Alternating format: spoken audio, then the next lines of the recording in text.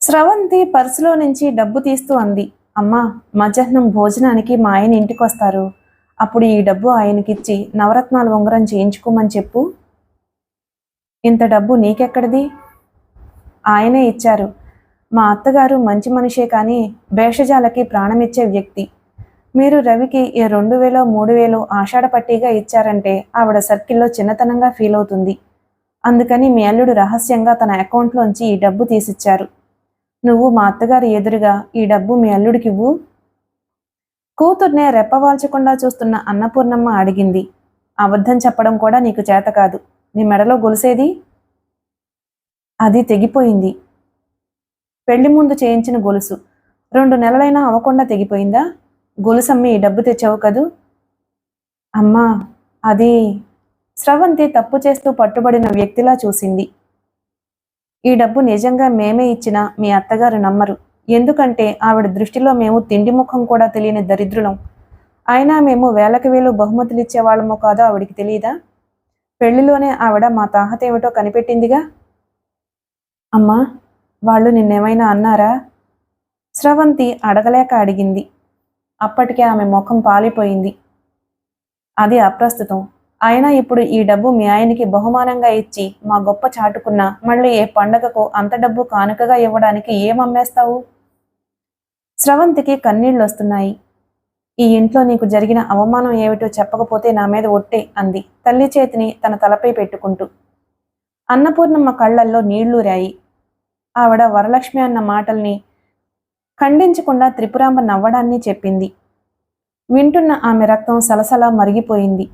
రోజంతా అందరి బట్టలు ఉతికి బండెడు గిన్నెలతో మే పని మనిషికి కప్పు కాఫీ ఇవ్వడానికి మొఖం చూసుకునే మనుషులు వీళ్ళు. అలాంటి వాళ్ళు తన తల్లి కాఫీ ముఖం ఎరుగని దానిలా చులకనగా మాట్లాడతారా? స్రవంతి, ఒక్క విషయం గుర్తుంచుకో. డబ్బుతో అభిమానాన్ని కొనలేము. మా నాయనమ్మ అంటూ ఉండేది, కడుపు నిండా అన్నం తిన్నవాడు మరో ముద్ద ఎక్కువైనా ఇంక చాలంటాడు. అదే డబ్బిస్తే ఎంత ఇచ్చినా తృప్తి పడదని. మీ అత్తగారు కూడా అందుకు అతీతురాలు కారు. కోడల్ని కట్నం చాలదని కిరసనాయిలు పోసి తగలబెట్టే అత్తగారుల కంటే ఇలాంటి వాళ్ళు మరీ ఘోరం. మీ అత్తగారిలా ఐశ్వర్యంతో మదించిన వాళ్ళు కట్నం అడగరు. లాంఛనాలని కానుకలని ఆశిస్తారు. కట్నం పెళ్లిలో ఒక్కసారే ఇచ్చేది. కానుకలు జీవితమంతా ఇస్తూనే ఉండాలి. ఇలాంటి వాళ్ల ఆశకి అంతుండదు. ఆ ఆశ తీర్చాలని నువ్వు ప్రయత్నించి నీ వ్యక్తిత్వాన్ని దిగజార్చుకోకు. స్రవంతికి కన్నీళ్లొస్తున్నాయి. తను ఎంత తెలివి తక్కువగా ప్రవర్తించింది తలుచుకుని సిగ్గుతో వస్తున్న కన్నీళ్లవి. తను ప్రయాణమై వెళుతూ పెళ్లిలో అత్తగారు పెట్టిన నగలన్నీ ఆవిడ చేతికిచ్చింది. ఆ నగలు తన ఒంటి మీద ఉంటే దురదృష్టవశాత్తు జరగకూడదు ఏదైనా జరిగి ఏ ఒక్క నగైనా పోతే అది దొంగిలించబడింది అని చెప్పినా అత్తగారు నమ్మదు. తండ్రి అవసరానికి తనే ఆయనకి ఇచ్చిందని, ఆయన అమ్ముకుని తిన్నాడని అంటుందని భయంతోనే తను ఆ నగలని ఆవిడికి అప్పగించింది. కానీ తన తండ్రి తనకు పెట్టిన గొలుసుని అమ్మితే మాత్రం ఆవిడికి అనుమానం రాదా? ఆమె అత్తగారు ఆ గొలుసు గురించి అడిగితే ఏం జవాబు ఇవ్వాలా అని భయపడింది. రవి గదిలోకొచ్చాడు. రెండత్తయ్య, భోజనం చేద్దాం. ఒక్క నిమిషం బాబు. అన్నపూర్ణమ్మ తన పర్సులో నుంచి భర్త అతనికి ఇవ్వమని ఇచ్చిన 2000 అతను ముందుకు చాపింది. ఇదేమిటత్తయ్య, ఎందుకిది? కొత్తల్లుడికి ఆషాఢ పట్టి ఇవ్వడం మన ఆచారం బాబు. ఏదో మా శక్తి కొద్దీ చంద్రుడికో నూలుపోగులా మేము నీకిస్తున్న చిన్న కానుక ఇది. నువ్వు తిరస్కరిస్తే బాధపడతాను. రవి చప్పున ఆ డబ్బందుకుని స్రవంతి చేతులలో పెట్టేశాడు.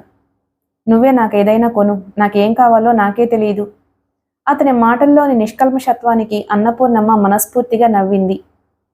నేను రాత్రి ట్రైన్కి వెళ్ళిపోతాను.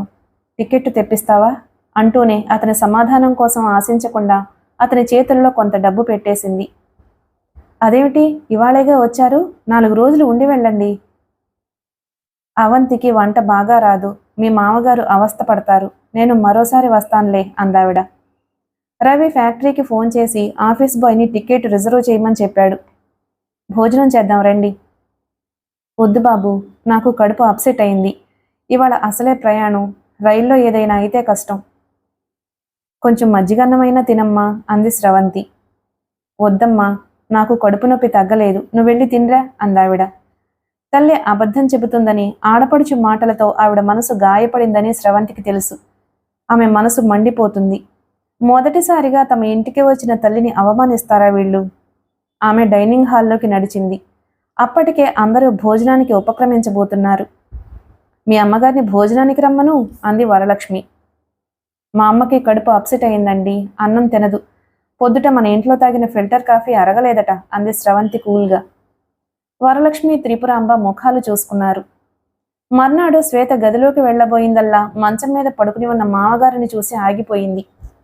రాజేశ్వరమ్మ ఆ గది తలుపులు దగ్గరకు లాగి యువతలికి వస్తూ అంది. రాత్రంతా మీ మామగారు నిద్రపోలేదమ్మా, కింద పడుకున్నాం కదా, నడువు నొప్పితో ఒకటే బాధపడ్డారు. మీరు ఇవాల్టి నుంచి ముందు గదిలో పడుకోండి. మరి రమేష్ ఎక్కడ పడుకుంటారు అని శ్వేత అడగబోయింది. కానీ అత్తగారిని అడగడానికి మొహమాటంగా అనిపించింది. మరో గంట తరువాత ఆమె ప్రశ్నకు సమాధానం దొరికింది. చెరో క్యాంప్ కాట్ వేసుకుని మరిది భర్త ముందు గదిలో పడుకున్నారు. గోడవారగా ఉన్న కాస్త జాగా తప్ప తను పడుకోవడానికి చోటెక్కడుంది? ఆమె భర్తకు సైగ చేసి పిలిచింది. మోహన్ బయటకొచ్చాడు. నేనెక్కడ పడుకోను? నీ ఇష్టం, వంటింట్లో పడుకో లేదా ఆ మూల పడుకో. తను వంటింట్లో పడుకోవాలా? శ్వేత కళ్లల్లో నీళ్లూరాయి. చెట్టంత మరిదికి ఎదురుగా ఆ గదిలో చాలని జాగాలో ఎలా పడుకోవాలి? వంటింట్లో పడుకోవాలంటే అత్తగారి గదిలో నుంచి వెళ్ళాలి. ఆమె సిగ్గుతో సగం చచ్చి గత్యంతరం లేక ఆ ఇరుకు గదిలో ఉన్న కాస్త ఖాళీ జాగాలోనే పడుకుంది. ఎదురుగా మంచం మీద పడుకున్న మరిది తన వైపు దొంగచూపులు చూడడం, గత రాత్రి ప్రేమసాగరంలో తనని ఓలలాడించిన భర్త కనీసం తన వైపు చూడకుండా గుర్రుపెట్టి నిద్రపోవడం ఆమెకు ఏహ్యతను కలిగించింది. తనని వంటింట్లో పడుకోమని ఎంత తేలిగ్గా చెప్పాడతను. అంతకంటే తమ కోసం మరో గదిని అద్దెకు తీసుకోలేని తన అసమర్థతను అతను అంగీకరిస్తే తన జాలిపడేదే. ఆమెకు నిద్ర పట్టడం లేదు. ఫ్యాన్ ఆమె పడుకున్న చోటుకి దూరంగా ఉండడం వల్ల దోమలు తెగ కుడుతున్నాయి. ఆమెకి అత్తగారు కావాలనే తమకు గది లేకుండా చేసిందేమో అన్న అనుమానం వచ్చింది. అంతలోనే తనను తానే నిందించుకుంది. ఆవిడపై ఎందుకు దురభిప్రాయం కలిగింది తనలో? ఆవిడకి కొడుకుని కోడల్ని విడదీస్తే కలిగే లాభం ఏమిటి అనుకుంది. తల్లిని ట్రైన్ ఎక్కించి వచ్చాక అంతవరకు ఒగ్గబట్టుకున్న దుఃఖం స్రవంతిలో కట్టలు తెంచుకుంది. వెక్కి వెక్కి ఏడుస్తున్న భార్యను అసహాయంగా చూస్తూ అడిగాడు రవి. మీ అమ్మగారు 4 రోజులైనా ఉండకుండా వెళ్ళిపోయారని బాధపడుతున్నావా? కాదు, మా అమ్మ వెళ్ళగొట్టబడింది అని బాధపడుతున్నాను. అతని భృగుటి ముడిపడింది. ఏమిటి నీ మాటలకు అర్థం? మా అమ్మని మీ అక్కయ్య దారుణంగా అవమానించారు అంటూ వరలక్ష్మి అన్న మాటలు ఆమె మాటల్ని ఖండించకుండా అత్తగారు నవ్వడమూ చెప్పింది. మీ అమ్మగారిని అవమానించవలసిన అవసరం మా అమ్మకేమిటి? తను మామూలుగానే అందేమో, మీ అమ్మగారు అపార్థం చేసుకున్నారేమో. అపార్థమా? మీకు ఆ మాటలు అవమానకరంగా అనిపించలేదా? మీ ఇంట్లో తాగిన కాఫీ అరక్క మా అమ్మకి కడుపు నొప్పి వచ్చిందా? ఏ, మా ఇంట్లో కాఫీ కాకుండా చూరునీళ్లు తాగుతున్నామా? అంటే మేము తిండికి గతి లేని వాళ్ళమనేగా ఆవిడ మాటలకు అర్థం. అతను జవాబివ్వలేనట్లు చూశాడు. నేను ఈ ఇంటికొచ్చిన దగ్గర నుంచి చూస్తూనే ఉన్నాను. పిల్లి మీద ఎలుక మీద పెట్టి నన్ను ఏదో ఒకటి అంటూనే ఉన్నారు. పెళ్లికి ముందు కట్నం వద్దని, మీ అమ్మాయే మాకు కట్నమని నన్ను పెళ్లి చేసుకున్నారు. నిజమే, మీ వాళ్లకు కట్నం అక్కర్లేదు, కానుకలు కావాలి. వేలకు వేలు డబ్బు, నవరత్నాలు, వజ్రాలు పొదిగిన ఉంగరాలు కానుకలుగా కావాలి. అవి ఇవ్వలేని వాళ్లమనేగా మా వాళ్ళంటే అంత చిన్న చూపు. కల్పన వాళ్ళ అమ్మగారు ఈ ఇంటికొచ్చినప్పుడు రాచమర్యాదలు చేసే మీ అమ్మగారు మా అమ్మ వస్తే ఉదాసీనంగా ఎందుకు కూరుకున్నట్లు? మా అమ్మ అంతస్తులో మీతో తగదనేగా. స్రవంతి ఆవేశంతో దుఃఖంతో వణికిపోతుంది. ఎన్నాళ్లుగానో రగులుకుంటున్న అగ్నిపర్వతం బద్దలై లావా విరజిమ్మినట్లు ఆ ఇంట్లో తను తన తల్లి పొందిన అవమానం తాలూకు బాధని వెళ్ళగక్కుతోంది. నువ్వు ఆవేశంలో ఉన్నావు. మా అమ్మ మీ నుంచి కానుకలు ఆశించే దుస్థితిలో లేదు. ఈ ఆస్తి అంతటికి ఆవిడే సర్వాధికారి. నువ్వు మధ్యతరగతి అమ్మాయివని, పుట్టింటి నుంచి కానుకలు తేలేదని ఆవిడ నిన్ను చిన్నచూపు చూస్తుంది అనేది కేవలం నీ అపోహ మాత్రమే. ఆవిడ పెత్తనం లేకుండా మా నాన్నగారు నాకు నీతో పెళ్లి నిర్ణయించారని మాత్రం కోపం ఉంది. అది నాకు ఖచ్చితంగా తెలుసు. నేను డబ్బు లేనిదాన్ననే ఆవిడికి నాపై అయిష్టతకి కారణం. నేను కాకుండా మరో ధనవంతుల అమ్మాయి మీకు భార్యగా వస్తే ఆవిడ నెత్తిని పెట్టుకునేది నాకు తెలుసు. ఆవిడ ఊపిరి డబ్బు, ఆవిడ ప్రపంచం డబ్బు. ఈ ఇంట్లో మనుషులు మాట్లాడరు, డబ్బే మాట్లాడుతుంది. ఏ, మీ వాళ్ళకు మాత్రం డబ్బు చేదా? మేము డబ్బున్న వాళ్ళమనేగా నిన్ను నాకిచ్చి పెళ్లి చేశారు. అదే ఏ పేదవాడో వచ్చి అడిగితే నిన్నిచ్చి పెళ్లి చేసేవారా? వ్యంగ్యంగా అడిగాడు రవి. స్రవంతి గుండెల్లో సూటిగా గుచ్చుకుంది ఆ వ్యంగ్య బాణం. ఆమె నిరుత్తరయ్యి చూస్తుంది. నువ్వు ఈ ఇంటి కోడలివి. అన్నిటికంటే ముఖ్యంగా ఇది ఉమ్మడి కుటుంబం. ఈ కుటుంబ పరువు ప్రతిష్టల్ని కాపాడవలసిన బాధ్యత నీది. నీకు ఈ ఇంట్లో హక్కులు మాత్రమే కాదు, హద్దులు కూడా ఉన్నాయి. వాటిని అతిక్రమించే సాహసం చేస్తే పర్యవసానం దారుణంగా ఉంటుంది. రవిస్వరం పదునుగా ఉంది. ఆ మాటలలో శాసనం కంటే హెచ్చరికే ఎక్కువగా ధ్వనిస్తుంది. అతను విసురుగా గదిలో నుంచి బయటకు వెళ్ళిపోయాడు. స్రవంతి గది మధ్యలో శిలలా నిలబడిపోయింది. తను ఈ ఇంట్లో అన్వాంటెడ్ గెస్ట్ అనుకుంటుంటే ఆమెకు దుఃఖం వచ్చింది. తల్లి అభోజనంగా తమ ఇంటి నుంచి వెళ్ళిపోయింది అన్న వేదన దానికి తోడైంది. కల్పన పుట్టింటికి వెళ్తుంది. కారులో వెళ్ళు అంది త్రిపురాంబ ఎంతో ఆప్యాయంగా. ఎందుకత్తయ్య, ట్రైన్లో వెళ్తాను అంది. డ్రైవర్ ఉన్నాడు కదమ్మా, తీసుకువెళ్ళు అందావిడ. కల్పనకి ఆవిడ అతి ప్రేమ ఇబ్బందిని కలగజేస్తుంది. తండ్రి ఇంద్రభవనం లాంటి ఇంటిని అమ్ముకుని చిన్న ఫ్లాట్లోకి మారిపోయిన విషయం భర్తకి తనకి తప్ప ఇంట్లో వాళ్ళెవ్వరికీ తెలియదు. ఇప్పుడు తను కారులో వెళితే గుట్టు రట్టవుతుంది. డ్రైవర్ వల్ల విషయం అందరికీ తెలిసిపోతుంది. తర్వాత సూట్ కేసు సర్దుకుంటూ భర్తతో అంది, నేను ట్రైన్లో వెళ్తానంటే మీ అమ్మగారు కారులో వెళ్ళమని చంపుకు తింటున్నారేమిటండి? నువ్వంటే మా అమ్మకి ఇష్టం, అందుకనే నిన్ను కారులో వెళ్ళమంటుంది. స్రవంతినైతే వెళ్ళమంటుందా చెప్పు? మీ అమ్మగారికి నేనంటే ఎందుకు ఇష్టమో తెలుసా? నేను విలువైన కానుకలు తెస్తాను కాబట్టి. నువ్వు తెచ్చిన కానుకలు ఆవిడ కోసమా? ఆవిడ కోసం కాదు, ఆవిడ ప్రతిష్ట కోసం నిరసనగా అంది. ఆమెకి కారులో వెళ్లాలనే ఉంది. కానీ తండ్రి వేరే ఇంటికి మారిపోయిన విషయాన్ని డ్రైవర్ చెప్తే తన పరువేమవుతుంది? ఆవలించకుండానే పేగులు లెక్క పెట్టగలిగే ఘటికురాలైన అత్తగారు మొత్తం కథంతా కూపీలాగితే? తండ్రి వ్యాపారంలో నష్టపోయి ఆయన ఆస్తిని పోగొట్టుకోవడం వల్లే కదా తను కూడా కొన్ని సుఖాలను త్యాగం చేయవలసి వస్తుంది అనుకుంది బాధగా. కల్పన రైలు దిగి ప్లాట్ఫారం మీద చేతిలో సూట్ కేసుతో నిలబడింది. గతంలో అయితే తండ్రి కారు డ్రైవర్తో సహా తన రాక కోసం ఎదురు చూస్తూ ఉండేవాడు. ఇప్పుడు పరిస్థితులు తారుమారయ్యాయి. తండ్రికి తను ఇవాళ వస్తున్నట్టు తెలుసు. ఆయన తనని ఇంటికి తీసుకువెళ్లడానికి స్టేషన్కి వచ్చాడో లేదో తెలియదు. ఆమె తండ్రి కోసం కళ్లతోనే వెతుకుతుంది. కల్పన. సమీపంలో తండ్రి స్వరం వినగానే ఆమెకు ప్రాణం లేచొచ్చినట్లయింది. నాన్న, ఎలా ఉన్నారు? బాగానే ఉన్నానమ్మా అన్నాడాయన. ఇటివ్వు అన్నాడు కూతురు చేతిలోని సూట్ కేసుని తీసుకోబోతూ. పర్వాలేదు నాన్న, బరువుగా లేదు. ఇటియ్యమ్మా, నేను ఎంతకంటే నీకేం చేయగలను? ఆయన స్వరంలో ధ్వనించిన దైన్యానికి ఆమె కళ్లల్లో నీళ్లూరాయి. ఇద్దరూ బయటకు వచ్చాక ఆయన ఆటో మాట్లాడారు. ఇల్లు చేరే వరకు కల్పన మాట్లాడలేదు. ఆమెకు పెదవి విప్పితే దుఃఖం ముంచుకొచ్చేలా ఉంది. చవగ్గా వచ్చిందని కాబోలు ఊరికి దూరంగా కొత్తగా ఏర్పడిన ఆ కాలనీలో చిన్న ఫ్లాట్ అద్దెకి తీసుకున్నాడు కృష్ణమూర్తి. ఇల్లు బాగానే ఉన్నా ఆ ఇంట్లో ఏదో వెలితి కనిపిస్తుంది. మహేశ్వరి కూతుర్ని చిరునవ్వుతో ఆహ్వానించిన న్యూనతాభావంతో ఆవిడ మనసు ముడుచుకుపోతుంది. గతంలో కూతురు తమ ఇంటికొచ్చి అత్తవారింటికి తిరిగి వెళ్లేటప్పుడు 25,000 ఖరీదు చేసే కానుకల్ని ముట్ట చెప్పేది. కానీ ఇప్పుడు తామున్న పరిస్థితుల్లో ఒక్క చీర తప్ప ఏమీ పెట్టలేమో అన్న బాధ ఆవిడ్ని దహిస్తుంది. శ్రావణ మాసానికి కల్పనకి గాజులు చేయించటం కోసం 6 కాసుల బంగారాన్ని కొని ఉంచానని వియ్యపురాలితో గొప్పగా చెప్పడం గుర్తుకొచ్చింది. కల్పనని గాజులు లేకుండా పంపిస్తే వియ్యపురాలి ముందు తన తలెత్తుకోగలదా? ఆవలించకుండానే పేగులు లెక్కపెట్టే త్రిపురాంబ కూపీలాగి తమ చరిత్ర అంతటినీ తెలుసుకోగలదు. కూతురికి గాజులు చేయించలేకపోయాను అన్న బాధ కంటే వియ్యపురాలి దృష్టిలో తను చులకనైపోతుంది అన్న భయమే ఎక్కువగా ఉందావిడికి. ఆవిడ అన్యమనస్కంగానే కూతురితో మాట్లాడుతుంది. నాన్నగారు ఏం చెయ్యాలనుకుంటున్నారమ్మా? కల్పన అడగలేక అడిగింది. చేయడానికి ఏముంది ఇంకా? ఈ వయసులో ఆయనకి ఆరోగ్యం ఎవ్వరూ ఇవ్వరు. వ్యాపారం చేయాలంటే లక్షలు పెట్టుబడి కావాలి. ఉన్న డబ్బేదో వడ్డీలకు తిప్పుతున్నారు. కాలు కదల్చకుండా వడ్డీలు పెట్టుకుని తింటూ కాలక్షేపం చేస్తున్నాం. ఆ అదృష్టం ఏమిటంటే మీ అన్నయ్యని బిజినెస్లో దించకుండా అమెరికా పంపించటం. వాడక్కడ ఉద్యోగం చేసుకుంటూ వాడి బతికేదో వాడు బతుకుతున్నాడు. నాన్నగారికి బిజినెస్లో నష్టం వచ్చినట్టు అన్నయ్యకి తెలియదమ్మా? ఎందుకు తెలీదు? ఏమంటాడు? అక్కడికి వచ్చేసి తన దగ్గర ఉండమంటాడు. పోనీ అమెరికా వెళ్ళిపోవచ్చు కదమ్మా. మీ వదిన రాక్షసి, దాంతో నేను వేగలేనమ్మా నిరసనగా అంది. అన్నయ్య మీకేదైనా డబ్బు పంపుతాను అని చెప్పలేదా? ఆవిడగారు మాకు డబ్బు పెట్టనిస్తుంది. వాడు పిలిచినా మేము అక్కడికి రామని తెలుసు వాడికి. పైకి ప్రేమ వలకబోస్తూ మమ్మల్ని తన దగ్గరకు రమ్మని పిలుస్తాడు. అంత నాటకం. అది సరే, ఏమంటుంది మీ అత్తగారు? ఏమీ అనలేదు.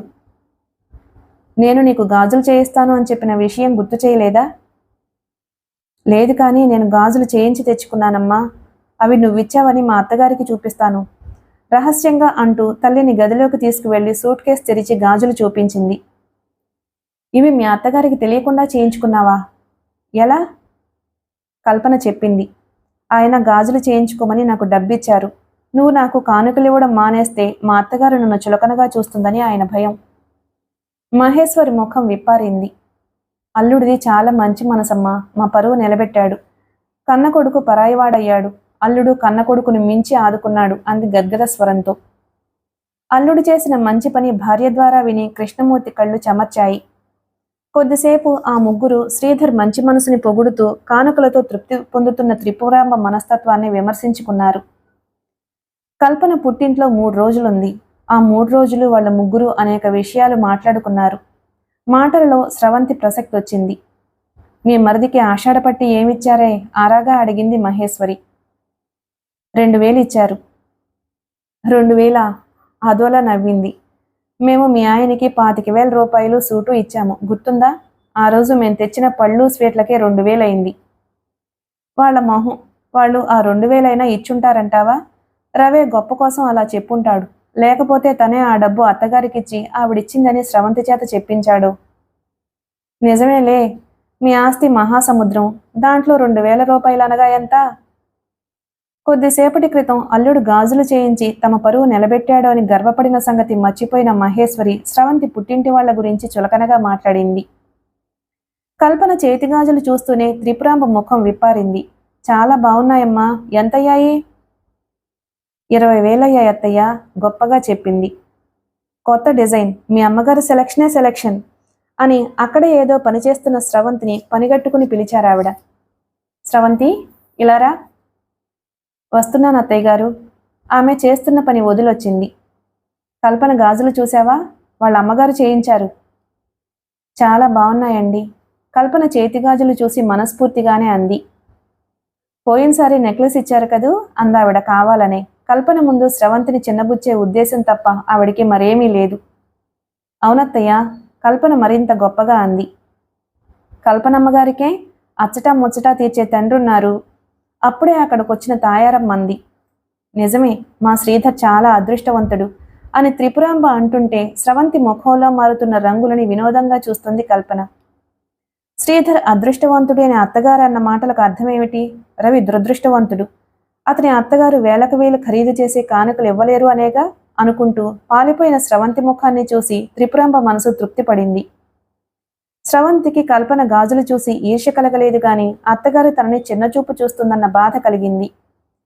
ఆ రాత్రి తను ఏమడిగినా ముభావంగా ముక్తసరిగా సమాధానమిస్తున్న స్రవంతిని రవి అడిగాడు, ఏమైంది? ఏం లేదు అందామె అతని వైపు చూడకుండానే. అంటే ఏదో ఉందన్నమాట, ఏం జరిగిందో చెప్పు. స్రవంతి జరిగింది చెప్పింది. మా అమ్మ ఏం మాట్లాడినా నిన్నే అన్నట్టు ఎందుకు అనుకుంటున్నావు? మా అమ్మే కాదు, ఎవరేం మాట్లాడినా అది నీ గురించే అన్నట్లు ఎందుకు అపార్థం చేసుకుంటున్నావు? అపార్థం కాదు, అర్థం చేసుకునే బాధపడుతున్నాను. పెద్దరాణిగారు మంచిదంటే చిన్నరాణిగారు మంచిది కాదనేగా అర్థం. ఉక్రోషంతో ఆమె ముక్కుపుటాలు అదురుతున్నాయి.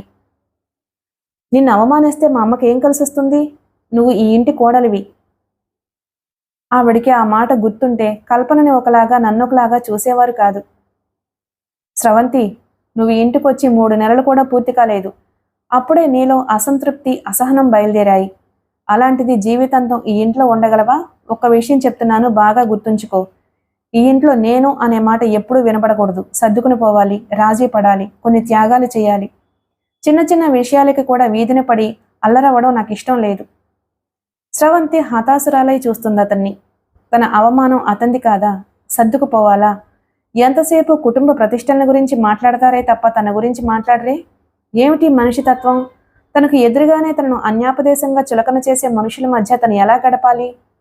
ఆలోచిస్తున్న ఆమెకు కారడవిలో చిక్కుకున్నప్పటి నిస్సహాయత కలిగింది. రాజేశ్వరమ్మ బజార్ నుంచి రాగానే శ్వేతని పిలిచి చెప్పింది, చీర కొనుక్కున్నాను, ఎలా ఉందో చెప్పు. చాలా బాగుంది అత్తయ్య, పరిశీలిస్తూ అంది. 3600 అయింది.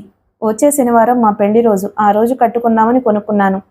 ఇంటద్దె కట్టలేక తమ కోసం తీసుకున్న గదిని ఖాళీ చేసి ఇంటావిడికి అప్పగించిన అత్తగారు అంత ఖరీదైన చీర కొనుక్కోవడం ఆమెకు ఆశ్చర్యాన్ని కలగజేసింది.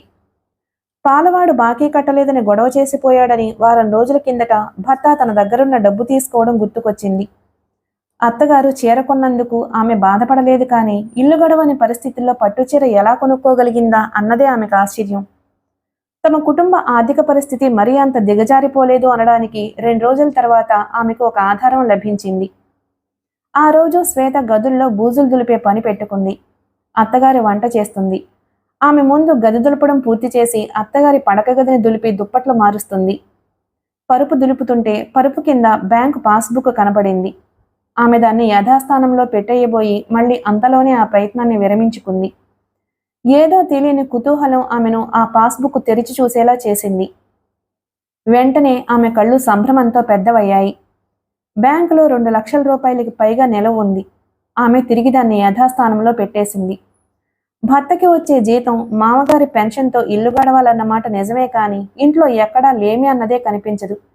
అత్తగారు ఖరీదైన చీరలనే కడుతుంది. తిండికి లోటు లేదు. సంసారాన్ని నడుపుతూ రమేష్ని చదివిస్తూ అంత డబ్బు బ్యాంకులో నిల్వ చేయగలిగారంటే అత్తగారిది మరీ అంత లేని కుటుంబం కాదన్నట్టు లెక్కే. మరి ఆవిడ భర్త తన దగ్గర బేదరుపులు అరవడంలో ఆంతర్యం ఏమిటి? ఆలోచిస్తున్న కొద్దీ ఆమెకు సమాధానం సులువుగానే దొరికింది. తనని మోహన్ ఇష్టపడి పెళ్లి చేసుకోలేదు. తన ద్వారా వచ్చే ఆస్తి కోసం ఆశపడి తనని పెళ్లి చేసుకున్నాడు. ఆ ఆశ వాళ్ళ మాటల్లో వ్యక్తమవుతూనే ఉంటుంది. ఆమెకు భర్తతో తను శారీరకంగా 3 సార్లు కలిశాను అన్న గుర్తుకొచ్చింది. మొదటి రాత్రి, తర్వాత ఈ 3 నెలల్లోనూ అతను 2 సార్లు తన దగ్గర డబ్బు తీసుకున్నాడు. మొదటిసారి తను అత్తవారింటికి వచ్చినప్పుడు అత్తగారు ఎంత తెలివిగా తన దగ్గర డబ్బున్నది తన నోటితోనే చెప్పించింది. 2 రోజుల కిందట తన పుట్టింటి నుంచి వచ్చి అత్తగారి గదిలో సూట్ కేసు పెట్టి స్నానం చేసి వచ్చేటప్పటికి బట్టలన్నీ చిందరవందరగా ఉండడం గుర్తుకొచ్చింది. ఆ రోజు పని మనిషి తన పెట్టెలోని డబ్బు దొంగిలించాలని ప్రయత్నించింది అనుకుంది, కానీ ఆలోచిస్తుంటే అత్తగారే పెట్టి తెరిచింది అని అర్థమైంది. తన దగ్గర డబ్బున్న విషయం తెలిసి ప్రేమగా నటించి అత్తగారు ఆ రాత్రి బెడ్రూమ్ని తమ కోసం త్యాగం చేసింది. మరింత ప్రేమగా నటించి భర్త తన దగ్గర నుంచి నాజూకుగా డబ్బు లాక్కున్నాడు. డబ్బు ఇవ్వందే వేసి విటుడికి సుఖాన్నివ్వదు. తన భర్త అంతే, డబ్బు తీసుకుని తనకి సుఖాన్నిచ్చాడు. ఆమెకు దుఃఖం వచ్చింది. నీ మెడలో గొలుసేది? త్రిపురాంబ అడిగింది. స్రవంతి ముందే ఆలోచించి పెట్టుకున్న జవాబు చెప్పింది. బీరువాలో ఉందత్తయ్య. మెడలో వేసుకోకుండా బీరువాలో ఎందుకు పెట్టావు? ఎక్కడికైనా వెళ్ళినప్పుడు వేసుకుంటాను, రోజు ఎందుకు? త్రిపురాంబ ఆ జవాబుతో సంతృప్తి చెందలేదు. కోడలు పుట్టింటికి వెళ్తున్న రోజు ఆ గొలుసుని ఆమె మెడలో చూసింది. తిరిగి ఆమె ఇక్కడికి వచ్చాక ఆమె మెడలోని నగలను పరిశీలించే అవసరం రాలేదావిడికి. స్రవంతి పుట్టింటికి వెళ్తూ తన పెళ్లిలో పెట్టిన నగలన్నింటినీ తనకు అప్పగించటంతో ఆవిడ సంతృప్తి చెందింది. కానీ ఇప్పుడు ఆమె మెడలో ఆమె తండ్రి పెట్టిన గొలుసు కనిపించకపోవడంతో ఆవిడికి అనుమానం వచ్చింది. ఆమె గాని ఆ గొలుసుని తండ్రికి ఇచ్చేసుంటుందా అని. తన అనుమానాన్ని కూతురు దగ్గర బయటపెట్టిందావిడ. తండ్రికే ఇచ్చేసుంటుంది. ఆయన తాకట్టు పెట్టుకున్నాడో లేక అమ్మేశాడో అంది వరలక్ష్మి. అంత దారుణానికి ఒడిగడతారంటావా? అంది సందేహంగా. అవసరం ఎంత పనైనా చేయిస్తుంది. ఇద్దరూ పూటకగతిలేని సంబంధాన్ని రవికి కుదిర్చిన మాధవరావు గారిని కస్తీరా తిట్టుకున్నారు. తామిద్దరూ మాట్లాడుకుంటున్న మాటల్ని స్రవంతి విందని ఆ ఇద్దరిలో ఏ ఒక్కరికీ తెలియదు. వాళ్ళు మాట్లాడుకున్నది స్పష్టంగా విన్న స్రవంతికి దుఃఖం వచ్చింది. తను భయపడినంత అయింది. తను ఆ గొలుసుని తండ్రికి ఇచ్చిందని, అవసరానికి ఆయన అమ్ముకున్నాడనే భయంకరమైన అపోహ వాళ్ళ మనసుల్లో కలిగింది. తను ఎంత తెలివి తక్కువగా ప్రవర్తించింది. తల్లి ఊరుకు వెళ్తూ ఆలస్యం చేయకుండా మర్నాడే జ్యువెలరీ షాపుకు వెళ్లి అమ్మేసిన గొలుసుని తిరిగి కొనమని చెప్పింది. కానీ తను వెళ్లేసరికి షాప్ అతను గొలుసుని ఎవరికో అమ్మేశాడు. అత్తగారికి అనుమానం రాకుండా అచ్చం అలాంటిదే మరో గొలుసు చేయించుకోవాలి అనుకుంది. కానీ గొలుసు అమ్మగా వచ్చిన డబ్బు చాలదు. తను చేసిన తెలివి తక్కువ పని వల్ల పరిణామం ఇంత దారుణంగా ఉంటుందనుకోలేదు. తండ్రిపై పడిన నిందను ఎలా పోగొట్టగలదు? స్రవంతి, నీకే ఫోన్, మీ అమ్మగారు. వరలక్ష్మి పిలుపుతో తుళ్ళిపడి ఫోన్ దగ్గరకు నడిచింది. అమ్మా, ఎలా ఉన్నావు? ఆదుర్దాగా అడిగింది. బాగానే ఉన్నాను. నేను చెప్పిన పని ఏం చేశావు? అదా, నేను వెళ్ళేటప్పటికే గొలుసుని ఎవరో కొనుక్కున్నారు. మీ అత్తగారికి ఈ విషయం తెలిస్తే మర్యాదగా ఉంటుందా?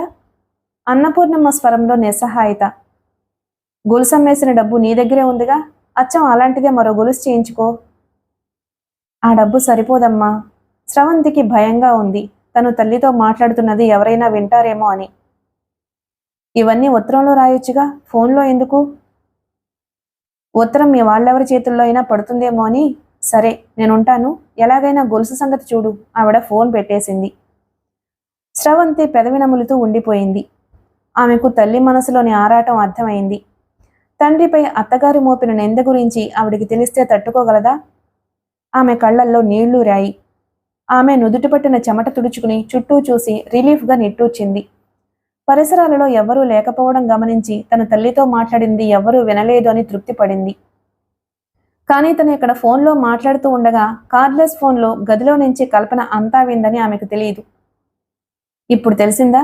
రవికి వాళ్ళ అత్తగారు ఆ డబ్బు కానుకగా ఎలా ఇచ్చారో అంది కల్పన. గొప్ప రహస్యాన్ని కనిపెట్టిన ఆనందం ఆమె ముఖంలో. కూతురు గొలుసమ్మిన డబ్బుతో అల్లుడికి కానుకిచ్చారన్నమాట అన్నాడు శ్రీధర్. ఇలాగైనా మా అమ్మ మెప్పును పొందాలనుకుందేమో. అసలే దానికి ఇన్ఫీరియారిటీ కాంప్లెక్స్, అందరికంటే తక్కువదాన్నన్న బాధ. డ్రాయింగ్ రూమ్లో కూర్చున్న శ్రీధర్ అటువైపు వస్తున్న స్రవంతిని ఓరగా చూస్తూ అన్నాడు. స్రవంతి చివ్వున తలెత్తి చూసింది. శ్రీధర్ తననే చూస్తున్నాడు. ముందు తనను కాదేమోలే అనుకుంది. కానీ కల్పన అతని చెవి దగ్గర రహస్యంగా ఏదో చెప్పడం, ఆ ఇద్దరు తనని చూసి నవ్వుకోవడం గమనించిన ఆమెకు ఆ మాటలన్నది తనను గురించే అని అర్థమైంది. అతని మాటలలో అది అనే పదప్రయోగం ఆమె రక్తాన్ని ఉడుకులెత్తించింది. తమ్ముడి భార్యకి కనీస గౌరవాన్ని ఇవ్వని అతని కుసంస్కారానికి ఆమెలోని అణువణువు జుగుప్సతో కంపించింది. ఏమీ చెయ్యలేని నిస్సహాయతకి దుఃఖం తోడైంది. ఆమె పరుగులాంటి నడకతో అక్కడి నుంచి తన గదిలోకి వెళ్ళిపోయింది. అవమాన భారంతో నల్లబడ్డ స్రవంతి ముఖాన్ని చూస్తుంటే శ్రీధర్కి పైశాచిక ఆనందం లాంటిది కలిగింది. అతను అంతటితో ఊరుకోలేదు. తల్లితో ఈ విషయాన్ని చెప్పాడు. విన్న త్రిప్రాంబ ముఖం జేవురించింది. వాళ్ల తాహతుకి రవికి 2000 కానుకగా ఇచ్చారంటేనే నాకు అనుమానం వచ్చింది. నా అనుమానం నిజమైంది. వాళ్ళ నాన్న పెట్టిన గొలుసుని అమ్మేసినప్పుడు నేను పెట్టిన నగల్ని అమ్మేయదు అన్న గ్యారెంటీ ఏమిటి? దాని నగల్ని నా ఆధీనంలోనే ఉంచుతాను. ఏ పెళ్లిళ్లకో వెళ్ళినప్పుడు మళ్ళీ నాకు తిరిగి అప్పగించమంటాను. శ్రీధర్కి తల్లి దృష్టిలో స్రవంతి విలువ మరింత దిగజారినందుకు సంతోషంగా ఉంది. ఆ రోజు 10 గంటలకు వచ్చింది వరలక్ష్మి. నిన్న రాలేదేమే అడిగింది త్రిపురాంబ. నిన్న వర్షకేదో పెళ్లి సంబంధం ఉందంటే నేను మీ అల్లుడు వెళ్ళాము. ఏ ఊరు? అబ్బాయికి ఏం ఉద్యోగం? ఎలా ఉన్నాడు? ఆవిడ ఆసక్తితో ప్రశ్నల పరంపరను కురిపించింది.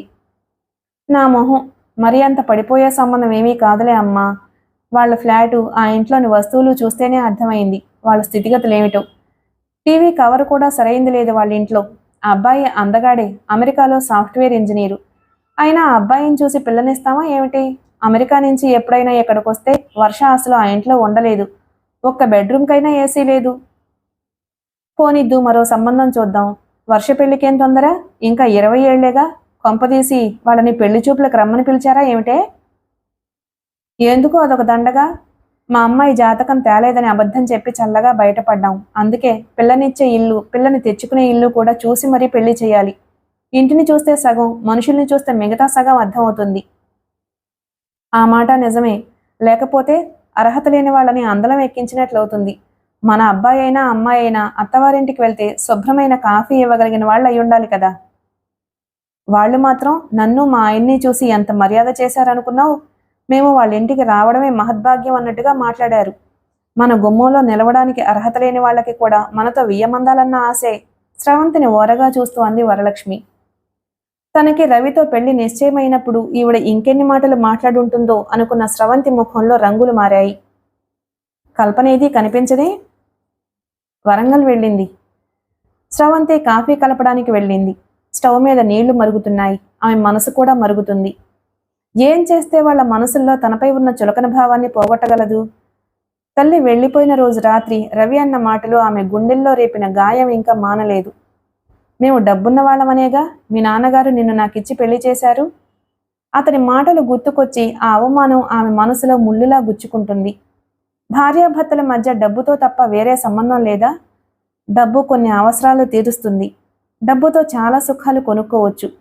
కానీ డబ్బుని మించి మనుషుల్ని కలిపే బంధం ఏదో ఉంది. అదేగా తనని ఈ ఇంట్లో కట్టిపడేస్తుంది. ఆమె ఆలోచనలో నిమగ్నమై రవి లోపలికొచ్చిన విషయాన్ని గమనించలేదు. అతను ఆమెను చుట్టేస్తూ అడిగాడు, ఇంకా నా మీద కోపం పోలేదా? నువ్వు మా అమ్మ నాన్న మాటలకు నేను ఎంత బాధపడాలి చెప్పు? మొదటిసారిగా మన ఇంటికొచ్చిన మా అమ్మకు జరిగిన అవమానానికి లేదా బాధ?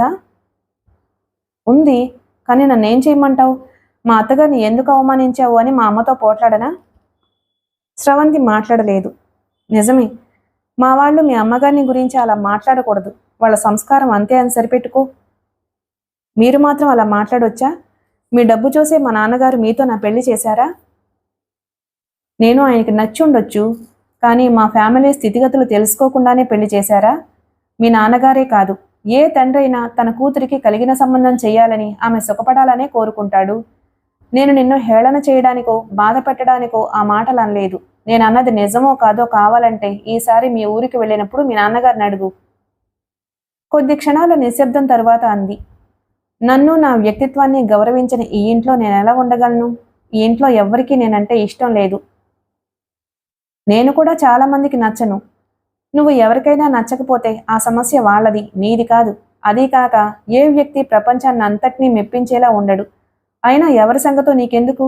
నాకు నువ్వంటే ఇష్టం, అది చాలదా? నీకు నేను ముఖ్యమా, మిగిలిన వాళ్ళందరూనా? అందరూ ముఖ్యమే. ఎందుకంటే పెళ్ళంటే ఇద్దరు వ్యక్తులకు సంబంధించిందే కాదు, రెండు కుటుంబాలకు సంబంధించింది కూడా. మీ వాళ్ళు నన్ను అనుక్షణం ఏదో ఒకటి అంటూ ఉంటే నన్ను కాదన్నట్టు నిర్లిప్తతతో ఎలా ఉండమన్నారు? నేను ఏం చేయగలను? నేను ఈ విషయంలో నిస్సహాయుణ్ణి. అతని స్వరంలో అసహనం. నేనంటే మా అమ్మకు ప్రాణం. నన్ను ప్రాణప్రదంగా ప్రేమించే మా అమ్మని వదిలి నీ ఆనందం కోసం వేరు కాపురం పెట్టలేను. వేరు కాపురం పెట్టమని నేను మిమ్మల్ని అడగలేదే. ఈ ఇంట్లో ఉండలేను అంటే అర్థమేమిటి? స్రవంతి జవాబివ్వలేకపోయింది. అయినా మా వాళ్ళు నువ్వనుకుంటున్నంత దుర్మార్గులేమీ కాదు.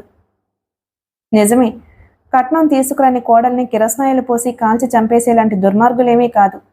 కానీ ఎదుటి మనిషి అస్తిత్వాన్ని హత్య చేయగలరు, వ్యక్తిత్వాన్ని రూపుమాపగలరు. ఆ మాటల్ని స్రవంతి పైకి అనలేదు, మనసులోనే అనుకుంది.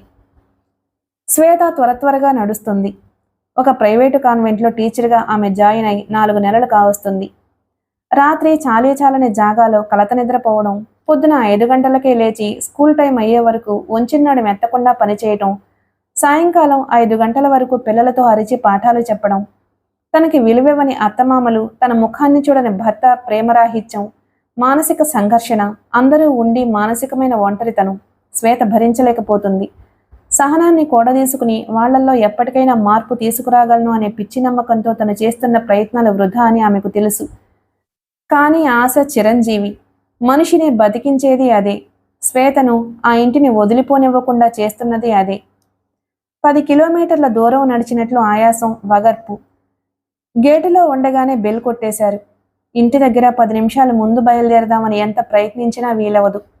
4 నెలల క్రిందట తన ఆషాఢమాసానికి పుట్టింటికి వెళ్ళి తిరిగొచ్చాక పని మనిషిని మాన్పించేసింది అత్తగారు. పని మనిషికిచ్చే 200 దండక ఖర్చు ఆవిడ దృష్టిలో. తండ్రి మోహన్కి స్కూటర్ కానుకగా ఇవ్వకపోవడాన్ని, తండ్రి చేత తన వాటా ఆస్తిని తన పేర రాయించుకోమని ఆవిడ ప్రతిపాదనను తను తోసిపుచ్చడంతో తన మాట చెల్లుబాటు కాలేదన్న కోపంతో ఆవిడ తనపై ఇలా కక్ష తీర్చుకుంటుంది అనిపించింది శ్వేతకి. ఉద్యోగం చేస్తాను అన్న శ్వేత ప్రతిపాదనకు రాజేశ్వరమ్మ, మోహన్ అభ్యంతరం చెప్పలేదు. ఆమె వెంటనే ఉద్యోగ ప్రయత్నాలు మొదలుపెట్టింది. నెల తిరిగేసరికల్లా ఆమెకు 800 జీతానికి ఒక చిన్న కాన్వెంట్లో ఉద్యోగం దొరికింది. మొదటి నెల జీతం రాగానే భర్త చేతుల్లో పెట్టింది. ఇన్స్టాల్మెంట్లో స్కూటర్ కొనుక్కోండి, నా జీతంలో ₹1 కూడా నేను ఖర్చు పెట్టను, అంతా మీకే ఇస్తాను అంది. మోహన్ ఆమె అన్నదానికి జవాబివ్వకుండా ఆమె వైపు ఒక కోరచూపు చూసి ఆ డబ్బు తల్లి చేతుల్లో పెట్టేశాడు. తను ఉద్యోగం చేయటం వృధా అనిపించింది ఆమెకు. తండ్రి స్కూటర్ కొనివ్వలేదు అనే నిష్ఠూరం మాత్రం మిగిలింది. తను కష్టపడి సంపాదించిన డబ్బు అత్తగారు జల్సాగా ఖర్చు పెట్టుకుంటుంది. తన శ్రమకి గుర్తింపు లేదు.